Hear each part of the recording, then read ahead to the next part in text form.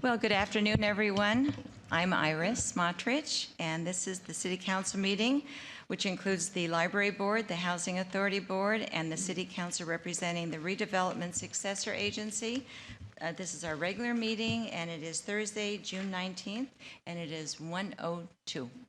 So welcome, everyone. We're so glad that you could attend. I think the first thing on our agenda is our flag salute, and we have our esteemed Finance Director, Isaiah Hagerman, that's going to lead us in our flag salute. Ready? Begin. I pledge allegiance to the flag of the United States of America and to the republic for which it stands, one nation, under God, indivisible, with liberty and justice for all.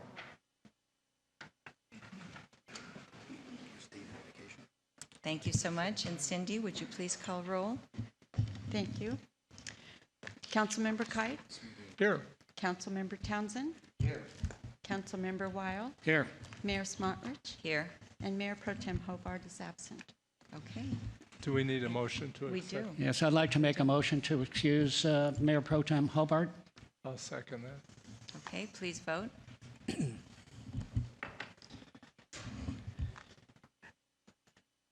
Councilmember Kite, could you try your vote? Thank you.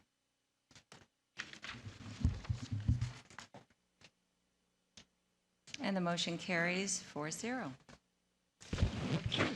First, we're going to be starting with some presentations. Unfortunately, one of our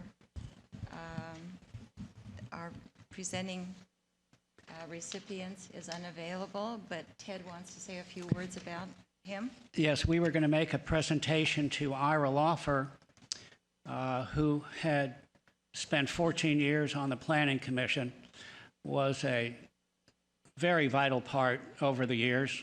I had the pleasure and honor of working with Ira. His sensitivity to design was incredible, and rather than go into a long dissertation now about his attributes, we're hopeful that we can reschedule him as early as the next council meeting. So the presentation to Ira today will be delayed. Thank you so much, Ted. But we do have a presentation also to the Jocelyn Center, and if I can call up Lee Vanderbeck, who is the director, and Vicki James, who is the chairman of the board. They have a few words to say just to bring us up to date on a few matters. Well, good afternoon, Honorable Mayor Smotrich and City Council members and staff. I'm so excited to be here to give my last report, which I have so many mixed feelings about. And I'm so sorry I didn't present you with the outline that I'm going to be reading from, but it's simple and I'll keep it as brief as possible just to give you an idea of how awesome Jocelyn Center has spent the year 2013-2014. Our finances, we ended with a balanced budget. We have a 5-year plan, long-term plan for our facility needs, and Lee is here because she really does all of this, but she really wanted me to make this presentation. Very struck by how thorough that planning is and what the needs are of the Jocelyn Center. We had unexpected revenue this year, a $50,000 bequest, and then we submitted Lee's name for an executive director nomination, and she received $10,000 for the Jocelyn Center. Our fund development, we've taken in over $89,000 this year. We do have a new staff member, Judy Olivas. She's absolutely fantastic. Doesn't take a minute out of her day to do anything but bring in money to the Jocelyn Center. We tripled our net figures for our fundraising event at Agua Caliente this year. Our facility, we completed the CDBG, that is a Community Development Block Grant Fund from Palm Desert for 2 new roofs at the Jocelyn Center. We need 1 more. It was just completed. We will be revisiting the capital expansion of Jocelyn, anticipating that we'll be receiving land behind the Jocelyn Center. Programs. Our facility usage is up 12%. Our Meals on Wheels, Lunch In and Out, Penny's Pantry, Telephone Safety Net, Live Well, Be Well, which is our new Healthy Living series, are serving more people with more unique programs than ever before. Marketing. We now have a video for Jocelyn, which I've brought over. It is still our longer version of 4.5 minutes, which is showing on the Rancho Mirage channel. We do have anticipated 2-minute, and if there's time and you'd like to sit back and watch our video, we invite you to do that. We are in the process of researching to improve our website. Personnel. Lee has completed her first year. I don't know if you know this, but we died and went to heaven with her. Yes. Our new personnel procedures are now in place after a contract with Fitzgerald Muley. We're pretty much up to date with an employee handbook, emergency action plan, code of safe practices, injury and illness, hazard assessment, etc. I'm sure you're all familiar with all of that. But we weren't. We now are. Finally, our board.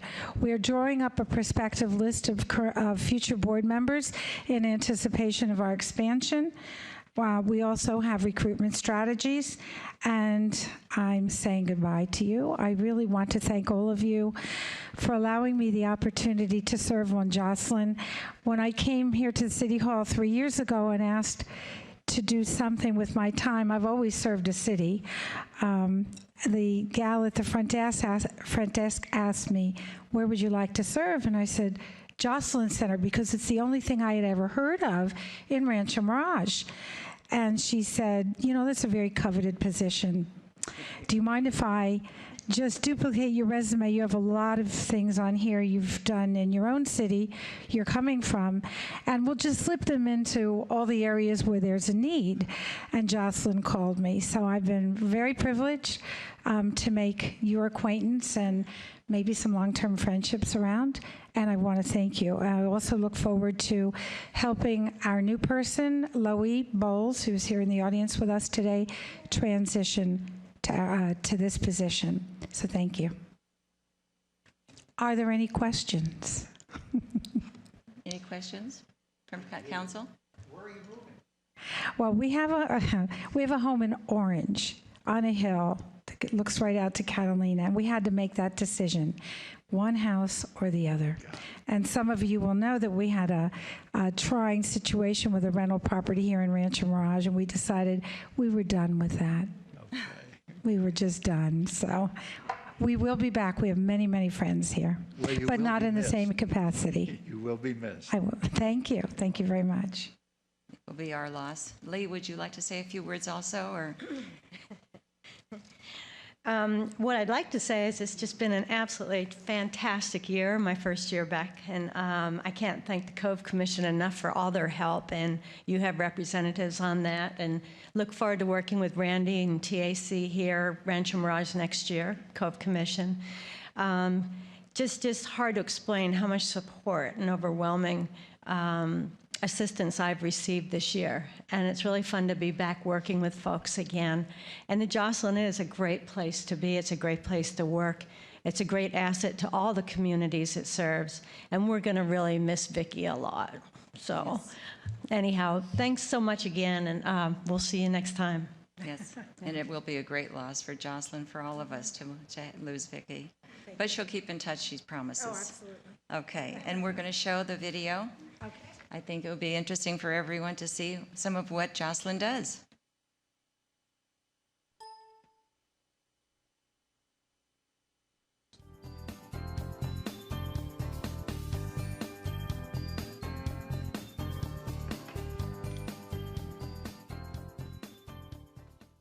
I really feel that Jocelyn Center helped me find a home in the desert.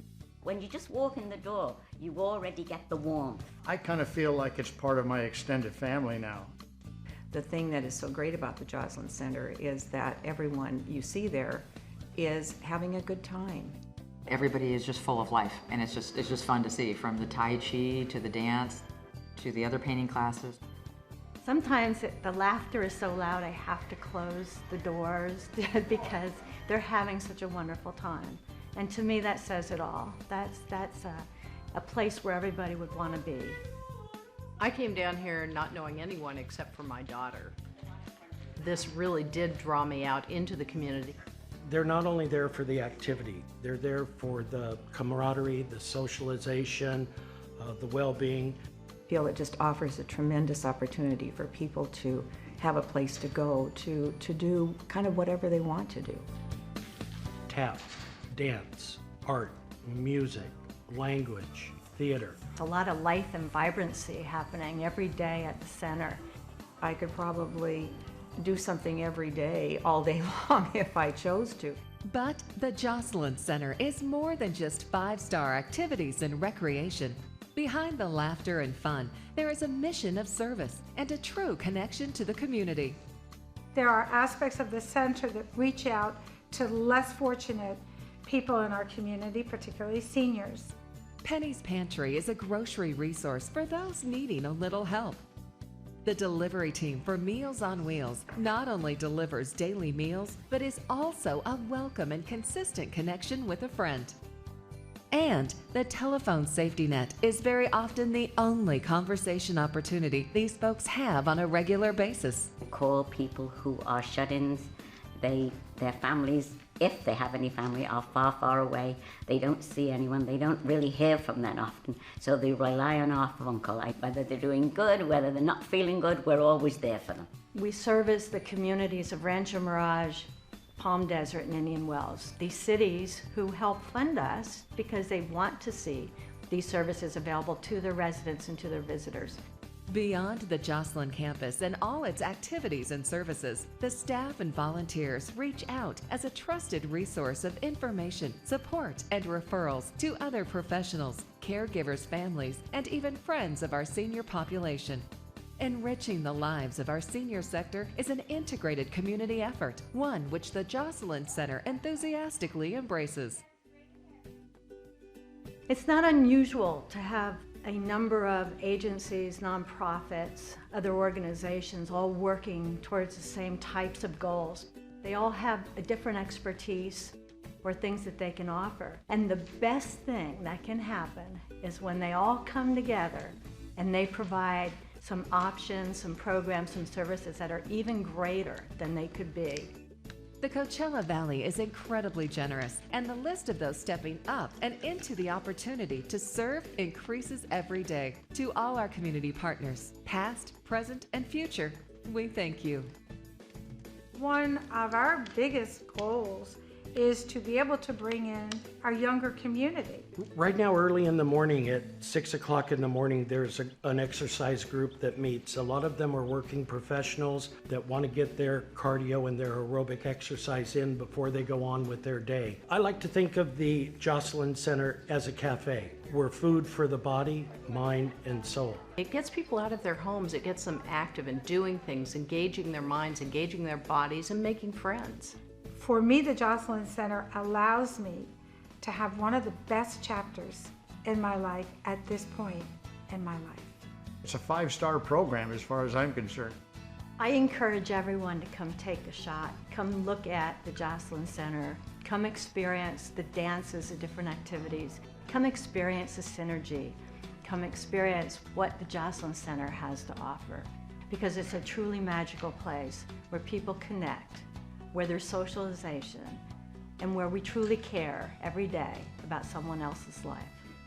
A lot of people that you meet on the street or go to church or wherever just say, have a nice day. Well, Jocelyn and JFS make sure you have a nice day. This is the best place in the desert to get engaged, to learn, and to have fun. Come on down and see what we do. You don't know until you try it, so give it a try.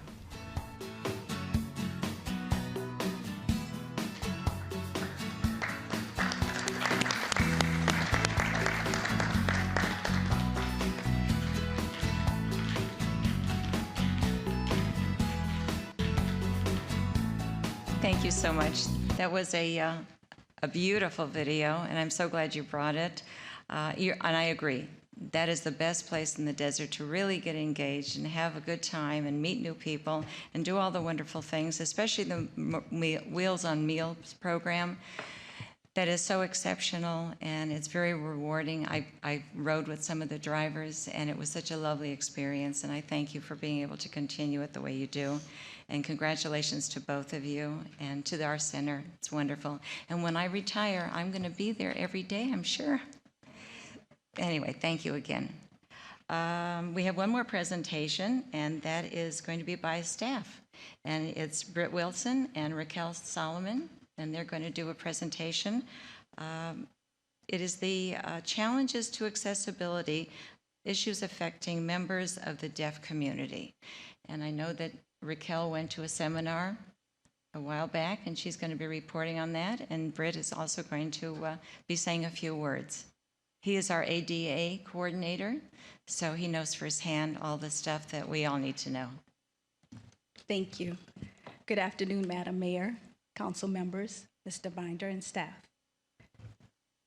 At the request of Mayor Smotrich, Britt Wilson and I attended the Challenges to Accessibility Town Hall meeting. Congresswoman Ruiz, in conjunction with the Deaf Seniors Foundation of Palm Springs and UCR Palm Desert, conducted the meeting. The meeting concentrated on issues affecting members of the deaf community. Congressman Ruiz was among the many speakers addressing the numerous issues, including communication, medical, and legal. The Deaf Seniors Foundation of Palm Springs is spreading awareness as well as providing support faced by the deaf community. Their mission is to advocate for communication and other accessible services for deaf and hard of hearing senior citizens and residents of the greater Palm Springs area. Congresswoman Ruiz stated, one of the top issues is the lack of certified interpreters at many hospitals and other healthcare facilities. As a physician, I know how important it is for patients to be able to communicate to their doctors. Only by leaving our comfort zone, educating others and ourselves, can we address the needs of our neighbors. Together as a community, we can tackle these pressing issues. During the question and answer session, I stated that Brett Wilson, the city's ADA coordinator, and I were sent to the meeting by our mayor, Iris Smotrich, to learn about what we could do to help. I informed the group that the city of Rancho Mirage provides live stream captioning of the city council meetings as well as hearing assistance devices. After the meeting, many individuals spoke to me and expressed their gratitude and excitement for the city's efforts, as these services are not readily available in the community. Mayor Smotrich, I received many handshakes and hugs on your behalf, and I'm happy to share with you their applause. Thank you. Oh, that's very sweet of you. Thank you. And thank you so much for attending and for the report. I knew you could do it, and I'm just thrilled that we could hear your voice and the effects that you could bring back and we could implement. Thank you again. You're welcome. Thank you. Okay. I think we're going to be moving on now to non-agenda comments. So if there's anyone out in the audience that wants to get up and say a few words, now's the time. Come on down. Okay. This is Marilyn Bauer, and I will let Council Member Charlie Townsend introduce her. Marilyn Bauer is our chairman of the Rancho Mirage Chamber of Commerce, and we have Samantha Treadwell, which is our new director for the Chamber of Commerce. We wanted to bring you forward and let you say a few words and introduce yourself.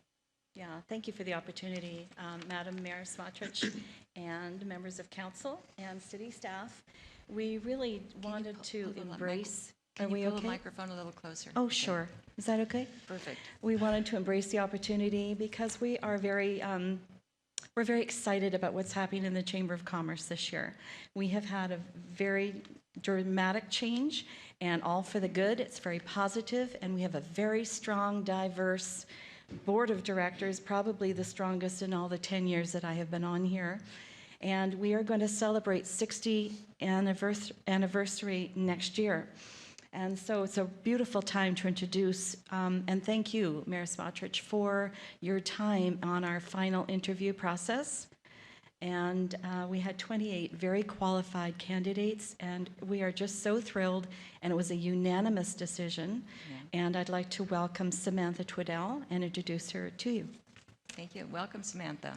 Hi, thank you. I would just like to say hello and how excited I am to be here in the city of Rancho Mirage.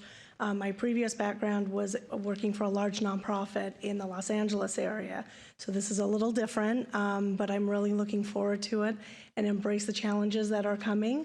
And I'm really, interested in strengthening those bridges between the business community, the city council, and the community at large. So thank you for your attention, and I hope to meet all of you individually soon. Well, I'm sure you will, and thank you for all your efforts. Is there anyone that would like to make a comment or a question? Well, we wish you the Samantha? best. You know that, Samantha, and you got a good group behind you and a great board, as Marilyn said. Thank you. Sure. Yes, thank you so much for coming, and we wish you all the best. Okay, anyone else with any kind of public comments?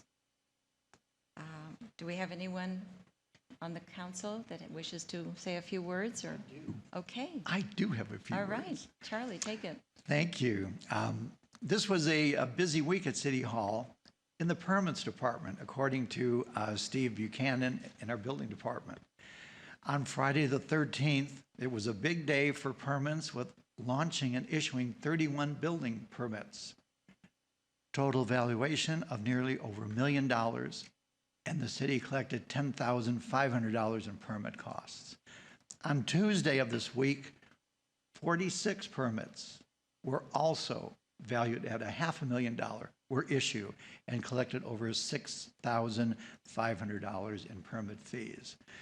These are record-breaking numbers, and it looks like people are finally fixing up their homes and moving forward. So money is being spent, and we are very thrilled for that.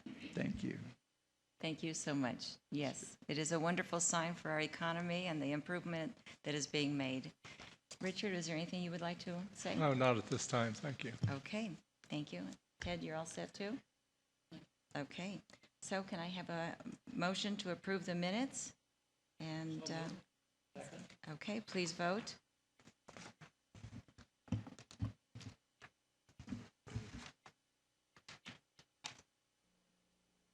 Okay, motion carries 4-0. Okay, and now we're going to be moving on to consent calendar. And Randy Binder, our wonderful city manager, is going to be bringing us up to date on everything. Thank you, Madam Mayor, members of the City Council. We have a fairly short consent calendar today. Item number 1 is to waive full reading of the ordinances that are introduced or adopted pursuant to today's agenda. Item number 2 on your consent calendar is second reading of an ordinance that would amend Chapter 9.12 of the Municipal Code. This amendment will broaden the scope of the circumstances when communication of false or misleading information is conveyed to the city by allowing us to declare that a misdemeanor.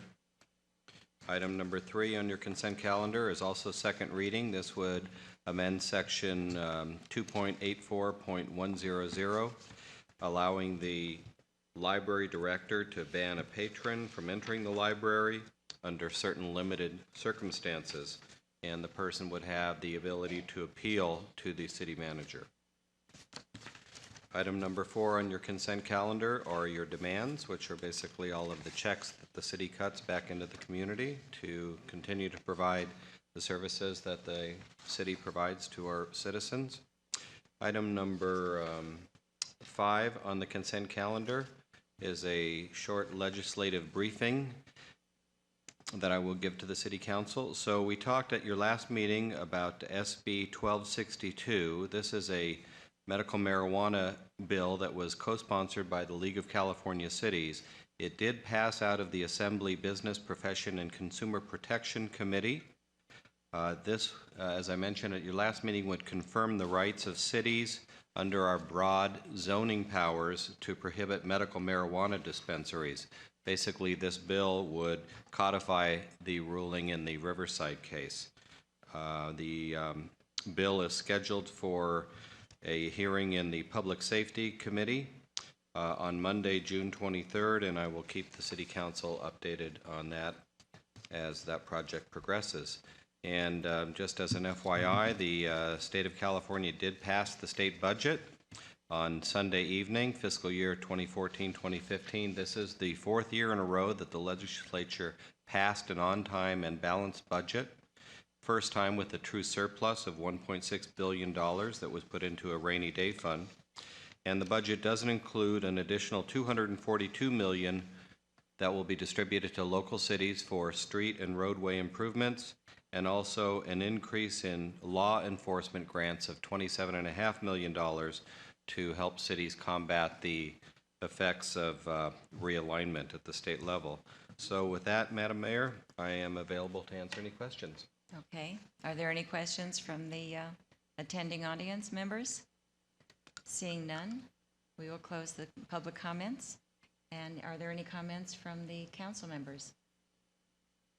Okay. Well, seeing no one has any comments, may I have a motion to approve the consent calendar? Please. A second? I second it. Okay, please vote.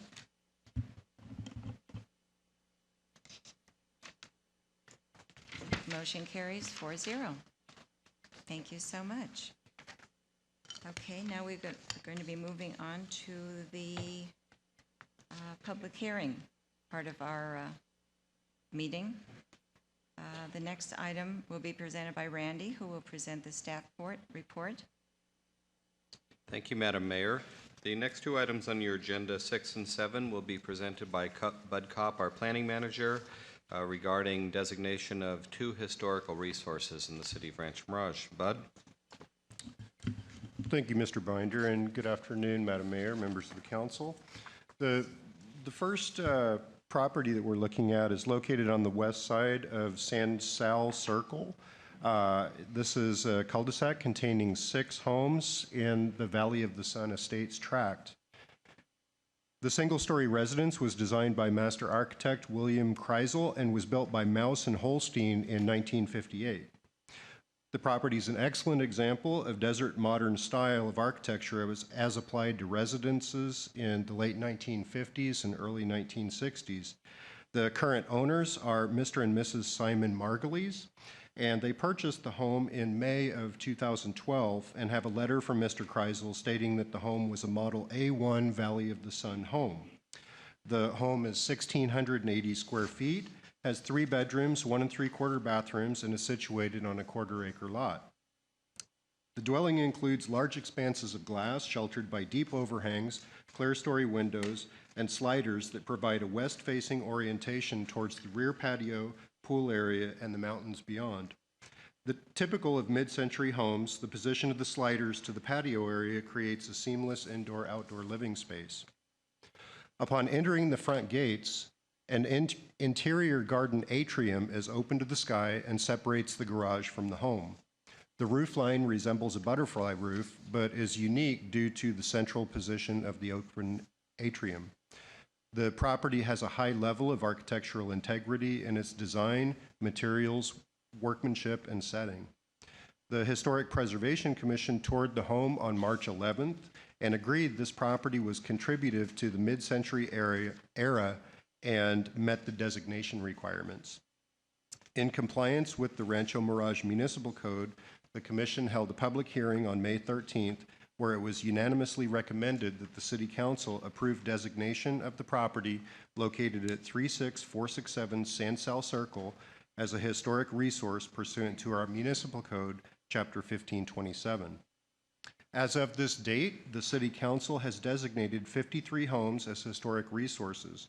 This would be the city's 54th designated historic resource and the second Kreisel home on San Sal Circle to be designated. Be happy to answer any questions. Thank you. Thank you. Are there any council members that wish to ask Bud any questions? Okay. Well, I will now open it to public hearing. If there's the applicant is here, wishes to say anything, or are there any public members that wish to comment? or ask any questions? Okay, I will now close public hearing, seeing no one that wishes to ask questions, and ask everyone to make a motion, and so we can vote on it. I'll make a motion. I think we can combine, Steve, both of these in one motion, both acceptance of both. Correct. I'll make a motion to accept the residence located at 36467 San Sal Circle for designation as historic resource and placement on the City of Rancho Mirage Register of Historic Resources, as well as nomination of the residence located at 36400 San Sal Circle for designation as a historic resource and placement on the City of Rancho Mirage Register of Historic Resources.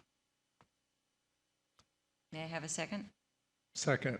Madam Mayor, we haven't had the discussion yet on the second property. Yeah, that's right. They're just both on the same street. You know, Bud's Yeah, only, you need to do them both. his presentation is only 16-point font, 1.5 pages. It shouldn't take him more than 38 seconds. Okay, well, let's move on to the second home then. Okay, thank you. This home also is in the Valley of the Sun Estates tract located at the end of San Sue Circle. And it was also a home designed by Mr. Kreisel and was built by Mouse and Holstein in 1958. This property is in pristine condition and is an excellent example of the desert modern style. The home is owned by Mrs. Denise Duquesne, and the residence is a little smaller at 1,608 square feet with 3 bedrooms, 1 3/4 baths, and is on nearly 1/3 of an acre in this case. This does meet the design requirements for designation, and the dwelling includes large expanses of glass sheltered by deep overhangs, clear-story windows. It does have seamless indoor-outdoor living space, characteristic of the mid-century design. One kind of unique thing associated with this house is the perpendicular masonry wall that's stacked block pattern, and also the fireplace has that pattern as well. The large rear yard that you see on the screen includes a pool area, elevated sitting area, and a fire plate that takes advantage of the slight upslope of the lot. And the low butterfly roof really frames some exceptional views over the home towards the Santa Rosa Mountains to the south. Originally, the Historic Preservation Commission toured this home in 2010, and at that time it was in a state of disrepair. The current owners purchased the home in December 2011 with the intent on restoring it and applying for designation, and the commission retoured the home this past March, and agreed that the home was in exceptional condition at this point and enthusiastically recommended the home for designation. This would be, considering the staff report that you just heard, this would be the city's 55th designation of a historic resource, and the second Kreisel home on this cul-de-sac as well. So there would be a total of 4 Kreisel homes designated in the Valley of the Sun with this approval. Thank you. Thank you so much. Sorry, Bud, I Bud, have a I didn't mean to step on your toes. Did you have another question? I do. Was this built as a development all in one crack, or were they built by home in this cul-de-sac? Well, they were individually built, sure. They were all designed by William Kreisel, and they were all built by Mouse and Holstein. And it was a tract-type development, but it is unique in the aspect that all of the homes share a common architectural style that was really common in that era. And once the homes are rehabilitated and comply with designation standards, it might even be interesting for the commission to consider designation of these cul-de-sacs as a district. If that's where I was going. Bud, were there extensive remodeling to bring them back up to speed, or up to when these people bought these homes? Yes, there was. And oftentimes they consulted with an architectural historian or a developer that had experience in renovating historic homes to bring them into the style of the era. Good. Thank you. Thank you so much, Bud, and thank you for some clarification on some of those issues. You're welcome. And pretty pictures. And pretty pictures. They're wonderful. These are beautiful homes, and it's so nice that people want to bring them back and get them on our list. And I have to say a special thank you to you and to our entire Historical Preservation Commission, who goes out, investigates all these different properties, and tries to make sure that these homes remain untouched. And if they are, they certainly will conform to the existing code requirements that make them a historical home. It's very important for us to maintain these homes, and we're thrilled that this committee is doing that. So now that we have a motion and a second regarding the first home, maybe we can vote on that. So everyone cast your vote. Either that or, Madam Mayor, we can amend it to include both residents. Then we will do that. I was only fooling. Okay. That's acceptable. Okay. All right, everyone cast your vote, please, for both homes to be approved.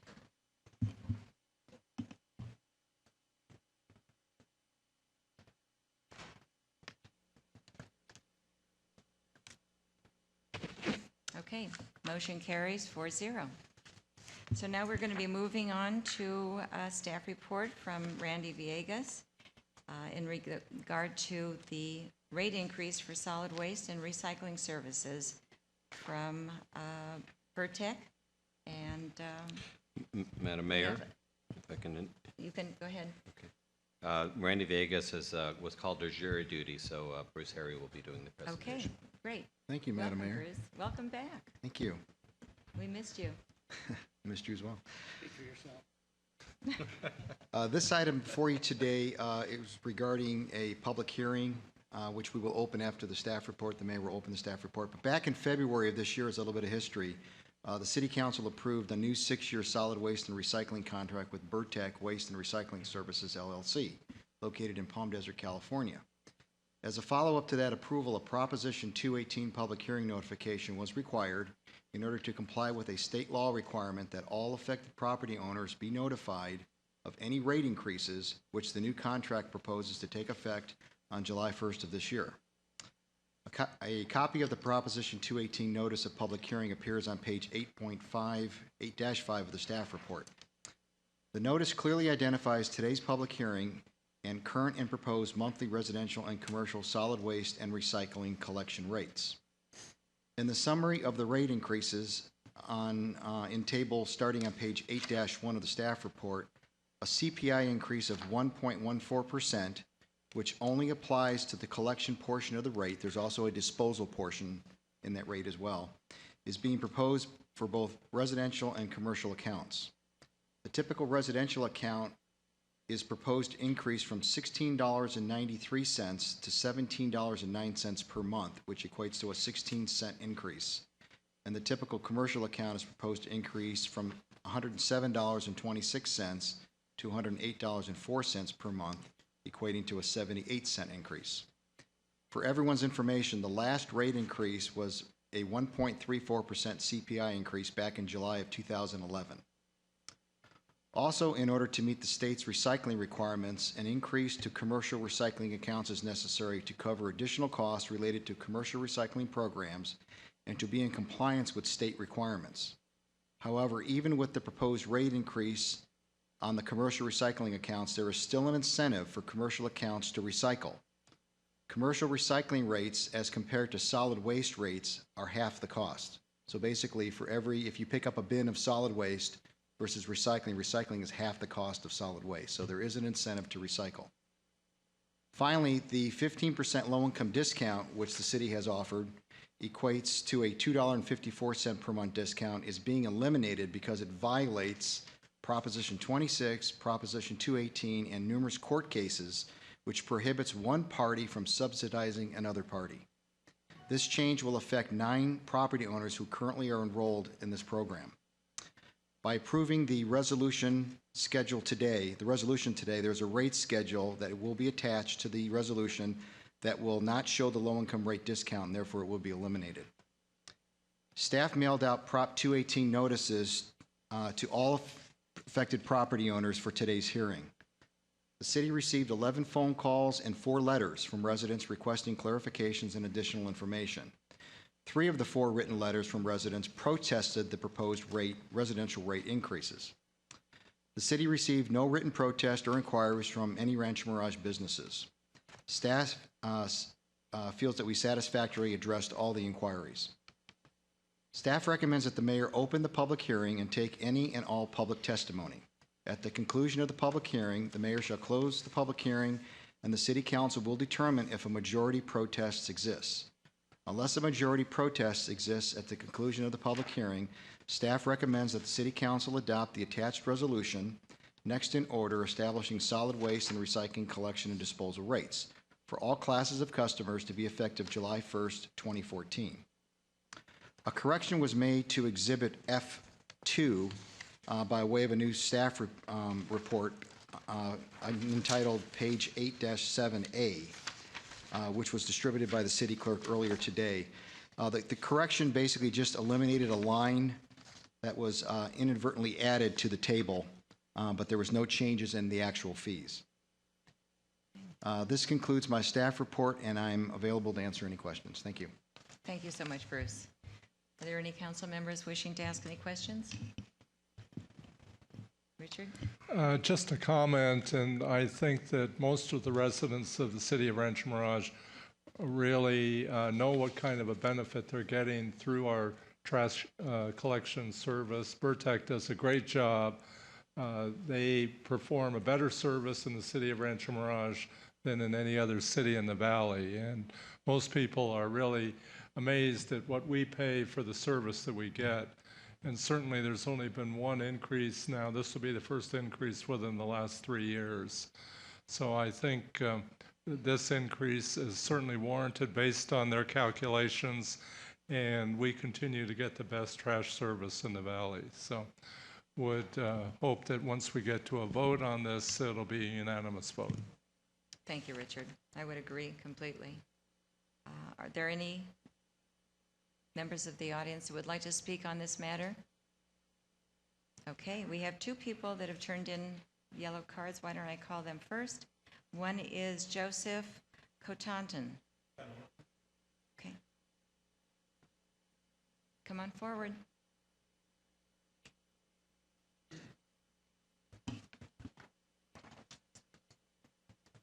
Good afternoon, Honorable Mayor, council members, and staff. This is not in opposition to the increase. However, I do have a question. Oh, by the way, I'm Joe Connaughton, a board member of the Mission Shores HOA and the liaison to the Rancho Mirage City government for the board. Again, I am not in opposition, but I have one question and then maybe a suggestion.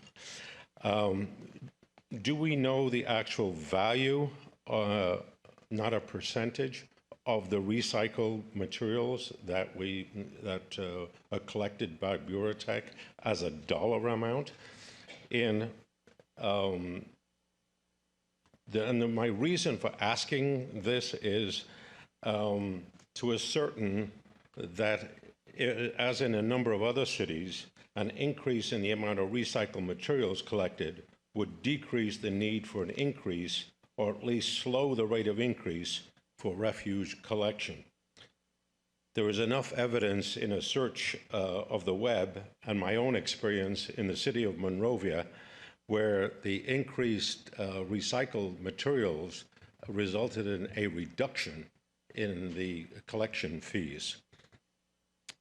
And so whether or not an increase in recycled materials is collected, I think the city of Rancho Mirage should become very proactive in promoting by every means possible at its disposal, pun intended, to increase the awareness of recycling within the city of Rancho Mirage, because it has to pay off, even if it's just for the environment.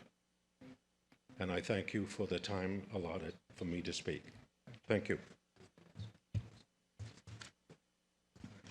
Okay, thank you so much. We have another yellow sheet from Ron Honstein from Rancho Mirage. Thank you for joining us today.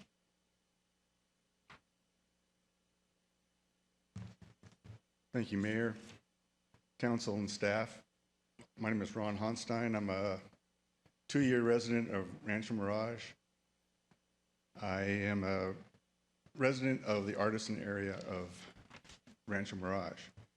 I am a 3rd-generation garbage collector with 41 years of experience collecting, 32 years of which I was owner-operator of a solid waste collection business in Washington County, Oregon. I would ask the council to direct staff to rename these rate hearings as rate adjustment hearings, because rates can go up and rates can go down.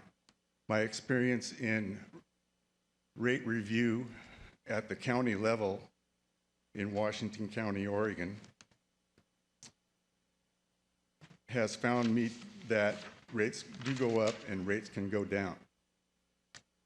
I would support this rate increase.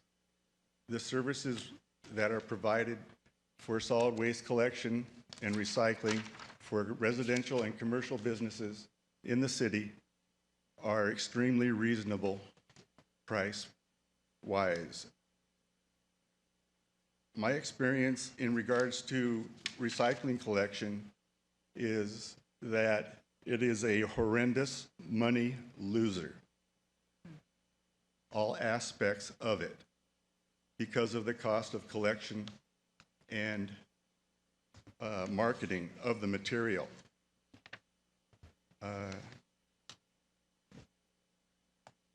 I think that the conditions that the collectors work under are extremely brutal because of the hot weather. They work hard, they put in long hours, and it is extremely hard on the equipment to go every day under these conditions.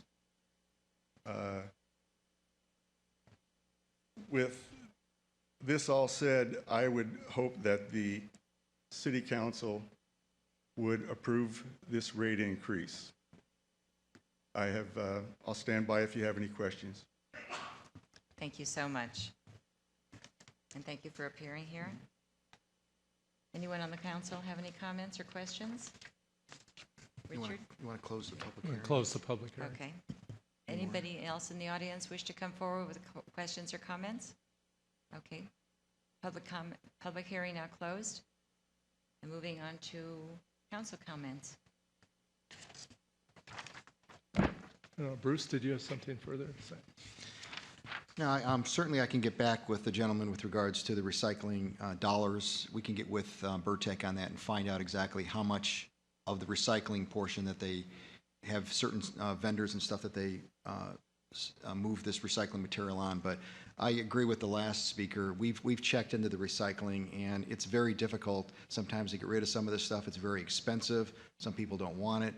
I know for years when we had waste management here years ago, they had a hard time accepting taking on the recycling because it was so expensive for them to deal with, and they really weren't getting reimbursed for what it really cost them to handle the material. So, but we will certainly get the information to the property owner and let him know.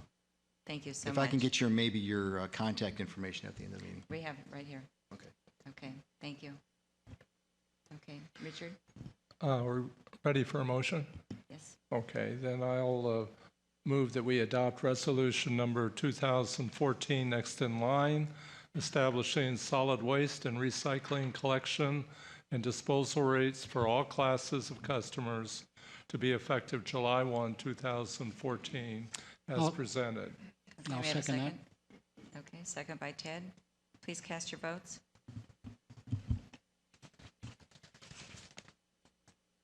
Motion carries 4-0. Thank you. Okay. Moving on now to the action items. And may we have reports, please, from the staff member, who I believe is going to be Isaiah Hagerman, our Finance Director. And this is regarding Proposition 4, appropriations limit for fiscal year 2014-15. Thank you, Madam Mayor, members of the City Council. The Proposition 4 appropriations limit is brought to the City Council on an annual basis. It's required to be approved annually.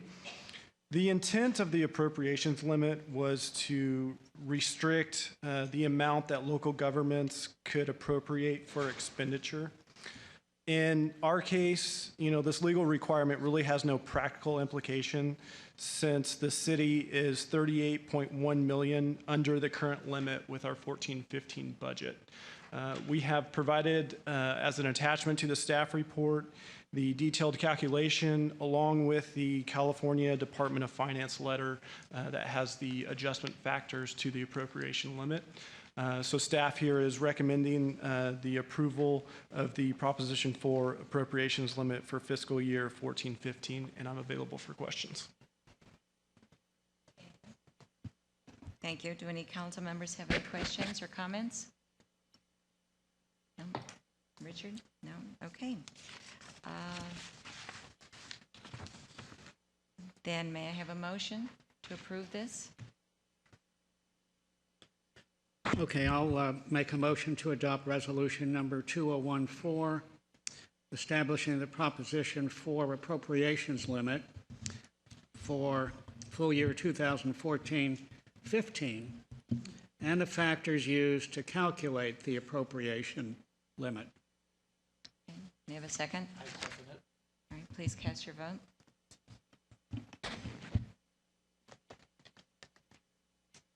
And the motion carries 4-0. Moving on to item number 10, which is going to be a presentation by Sean Smith, our Economic Development and Housing Manager.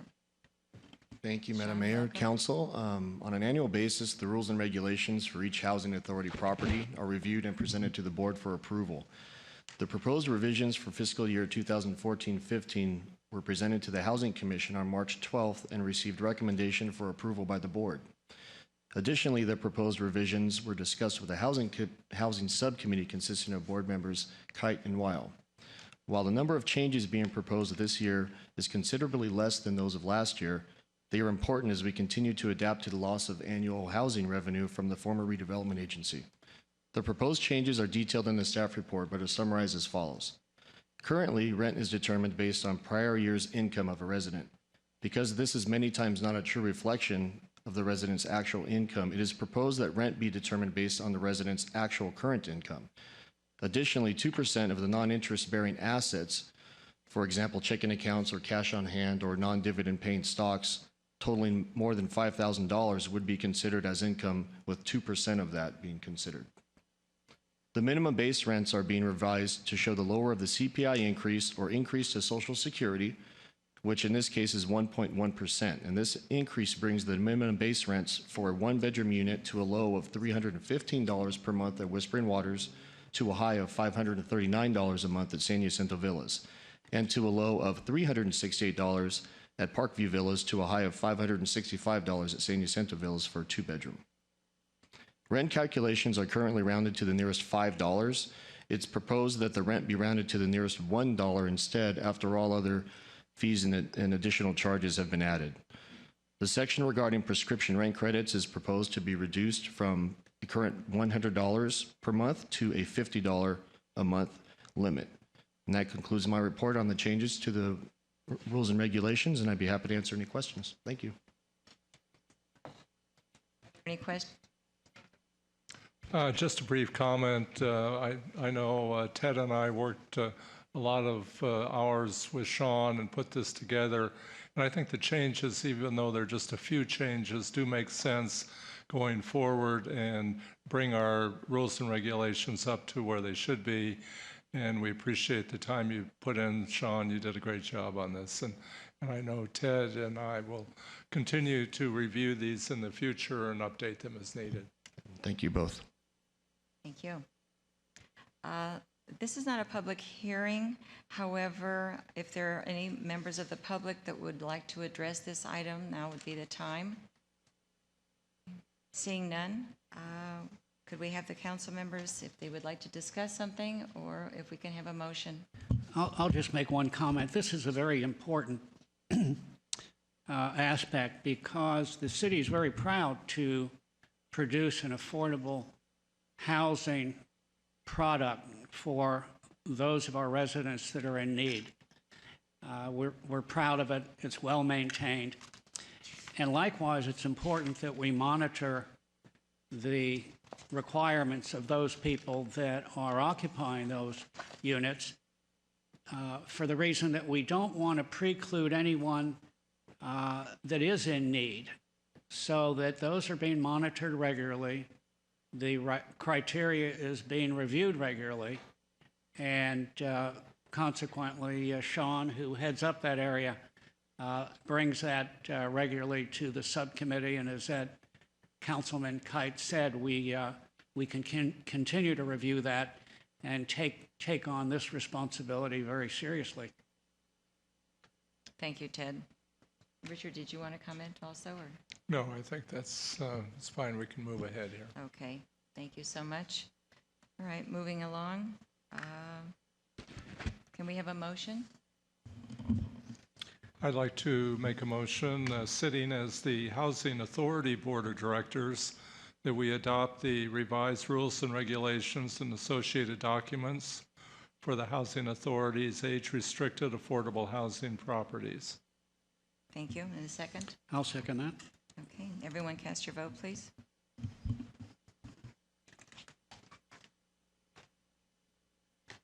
Okay, the motion carries 4-0. And moving on to item number 11. And I presume that Bruce Harry is going to be filling us in on this one too. Thank you, Thank you, Madam Mayor. In March of this year, the City Council approved a preliminary engineering and cost analysis study from Nobel Energy Solutions, LLC, for the construction of solar and parking shade structures at the Rancho Mirage Public Library. Nobel Energy Solutions has completed their study, and staff reviewed and concurs with the findings and recommendations of the study, which includes construction of an integrated system of parking shade structures and solar panels. The facilities are proposed to be constructed in the westerly parking lot of the library.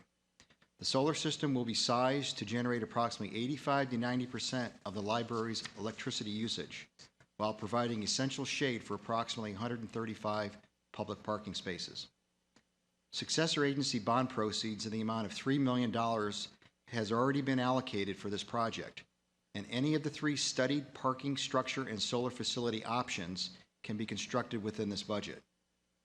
Major benefits of the project include reduction of energy costs to the library estimated at $80,000 per year, the ability to provide parking shade for 135 public spaces, and be able to construct the proposed project from design, build to completion starting this August with completion by November of this year.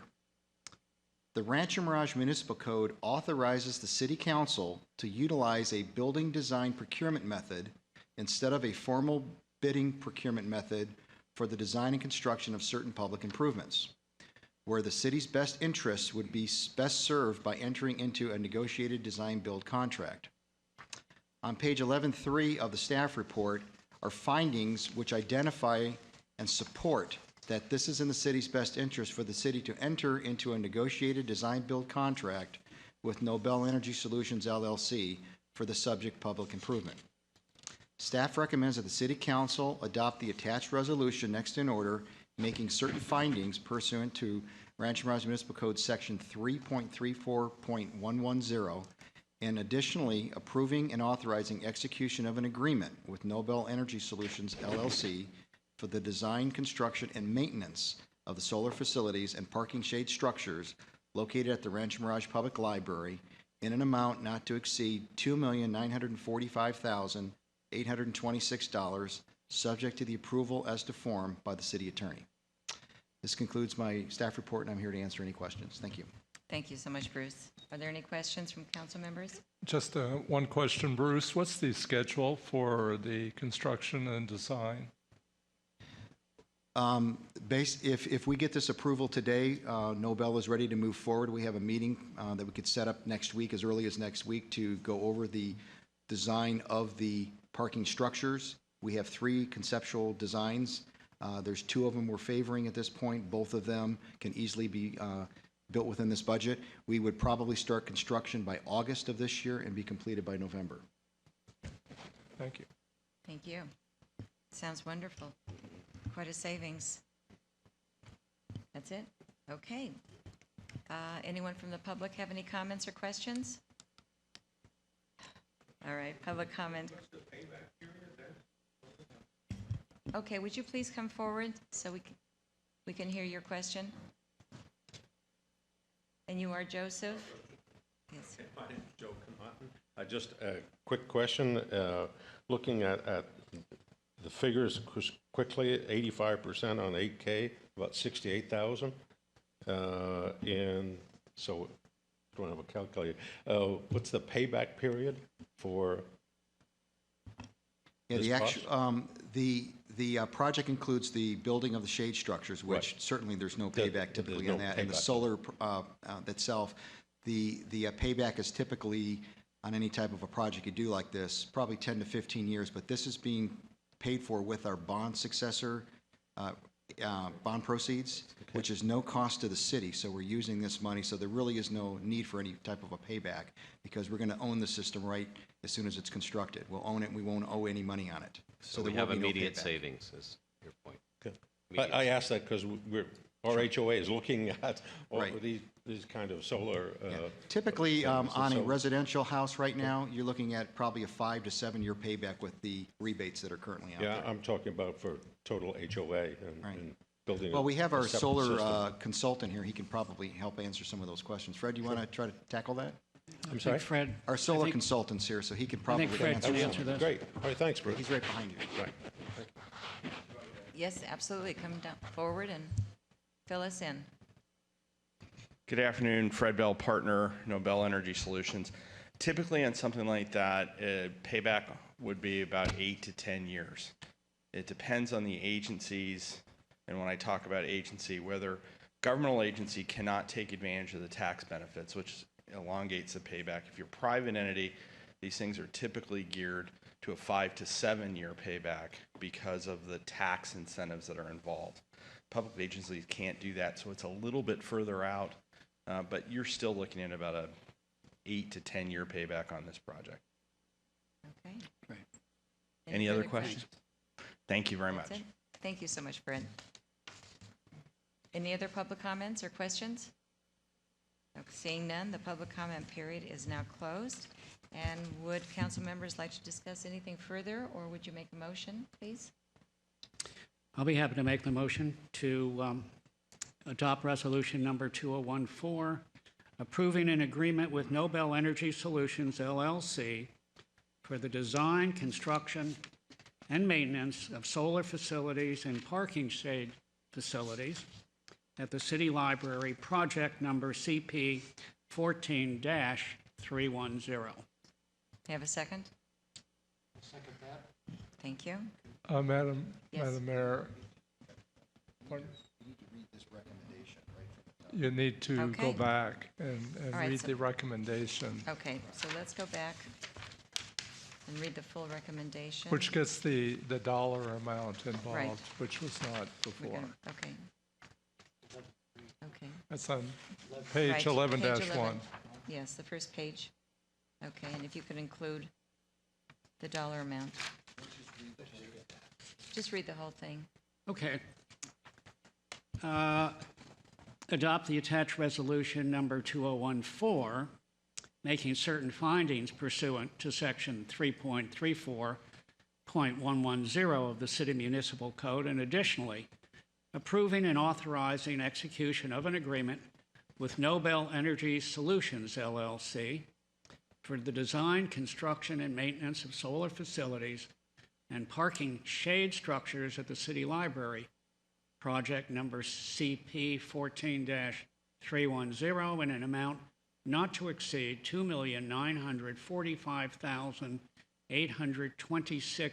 $2,945,826.00, subject to the approval as to the form by the city attorney. Thank you, Tim. Second the motion. Okay, thank you, and thank you, Bruce. Everyone, please cast your vote. Thank you, Randy. And the motion carries 4-0. Thank you so much. And thank you again, Bruce. It was a very nice presentation. And moving on now to item number 12. And this is going to be taken care of by our wonderful library director, David Bryant. And it's about the Library Foundation bylaws amendment. Thank you, Mayor Smotrich, members of the Library Board, and thank you, too, for the vote that preceded this. The support for solar is so important to our budget and to our efficiency in terms of operations. So thank you for that. Today, specifically, the request is that you approve an amendment to the Library Foundation bylaws. Article 2, Section 2, reducing terms of directors to 1 year, retroactive to June 2013, with a maximum of 4 consecutive appointments. This recommendation will align foundation directors' appointments to the City Council's annual appointments of commissioners to the city's various commissions. This amendment was approved unanimously by the Library Foundation Board of Directors at its monthly meeting last Wednesday, June 11th. The Foundation Board requests that the Library Board approve this amendment. I can answer any questions or give you more background, except to say that at this time, terms are 3 years. And we think that with a 1-year term, it gives you more opportunities to perhaps freshen up the board if necessary, to reappoint good directors. And we have certainly a very good board at this time. So it's really to bring the potential of vibrancy and change to the board, but also to align it with city commissions, as you already have the 1-year appointments. But I'll be happy to answer any questions that you have. Thank you so much, David. Are there any council comments or questions? David, just a couple of questions. First of all, the existing board members, what's their status? They are, half are on 3-year terms that end 2016, and half are on 3-year terms that will end this year, 2014. And those that have terms ending in 2016, what's their position on the board? Do they stay on until that date? They would stay on the board if you reappoint them, because this amendment calls for their having to be reappointed after this amendment passes, because this is retroactive to June of 2013. So even though they have a date of 2016, their term would then be changed to 2014-15? 2014. It would bring a brand new finish date for all current foundation directors to this June of 2014, and by making it retroactive to June of 2013. Okay, and the one other change that we're making, which is not a part of any of the other commissions, is the limitation to 4 terms. I thought that was within your other commissions as well, and I think you have typically, by practice, waived that. We do. Yes, Yeah. but I believe that is within the commissions. Okay. 4-year, maximum of 4 consecutive terms. Right, so those individuals do come up for reappointment every year, even though we have the 4-year term in there. That's correct. Yeah, okay. Yes. Thank you. So this would put everyone on equal footing in the Library Foundation as well as all the other commissions. Exactly. Okay. Thank you. Okay, any other questions by council? Comments? Any questions or comments from the audience? All right, public comments are closed. Maybe we could take a vote. Somebody make a motion? Okay, I'll make a motion for approval of the amendment to consideration of the Library Foundation bylaws, Article 2, Section 2, Terms of Office of Library Foundation Directors, and make a comment that it will now be consistent with all of the other commissions in the city. Thank you. May I have a second? Second the motion. Okay, please cast your vote.